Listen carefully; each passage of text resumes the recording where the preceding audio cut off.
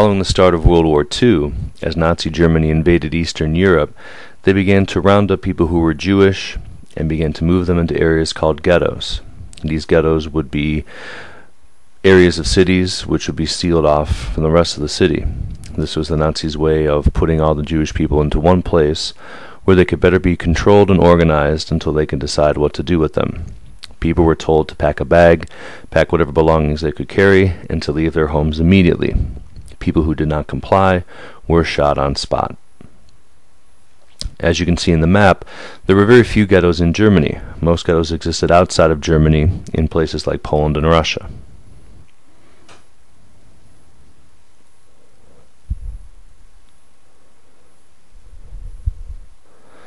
Ghettos were essentially prisons within cities. In the beginning, the walls that separated the ghetto from the rest of the city were simple barbed wire fences. Although too many people were able to escape or to leave, the Nazis then began to build wooden fences and eventually settled on brick or stone fences, which you can see here.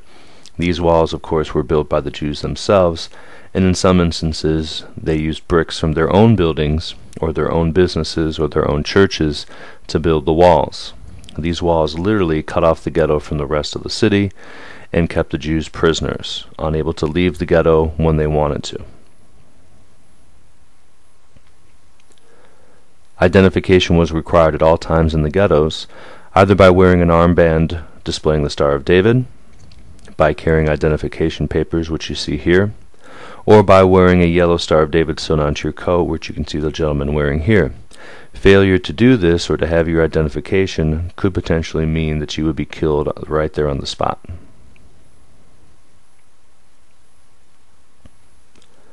The living conditions in the ghetto were terrible. Thousands and thousands of people were crammed into a very small area of the city. That area of the city no longer had electricity, running water, proper sewage, medical care. They no longer had enough food. The average ration for food each day was 500 calories. People did not have anything to burn for fuel to keep warm.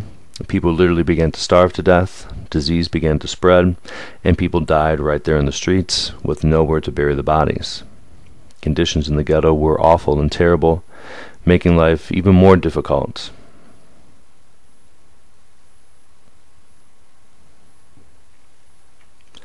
One of the things the Nazis wanted Jews for was for work for the war.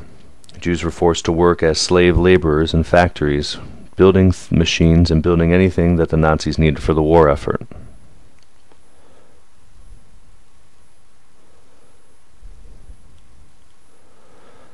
In charge of each ghetto was a Judenrat, a group of Jewish elders whose job was to manage the ghetto. The Nazis also selected and used Jewish police officers to help them monitor the people inside.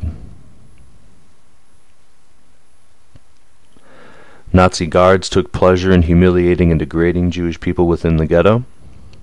You can see here a group of Nazis forcing a Jewish man to cut the beard of another Jewish man. And you can see the people in the background of the photographs enjoying themselves. In this photograph, you can see a Nazi guard teaching Jewish men to give a proper Nazi salute. These are just other examples of how Nazis degraded and humiliated Jewish people. But it was the young and the old that suffered the most inside of the ghettos. As you can see here, many photographs of children who have been left homeless, either because their parents have been taken away or their parents have died. Other families would not take these children in because other families couldn't even afford to feed their own children. These would not be uncommon scenes in a ghetto.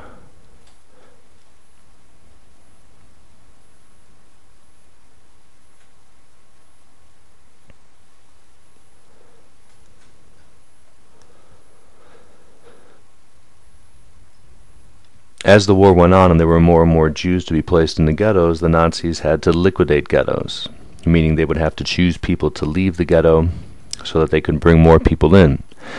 The Nazis wanted people who were able to work, who were healthy. So those people who were not able to work, people who were too old or too young, or people who were sick, were liquidated or taken out of the ghetto to make room for more people.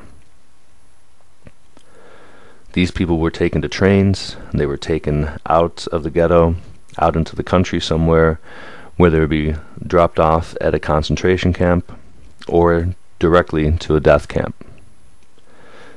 Obviously, nobody knew where they were going. They were not told anything. They were told to bring a suitcase, which led them believe that they were not going to be killed.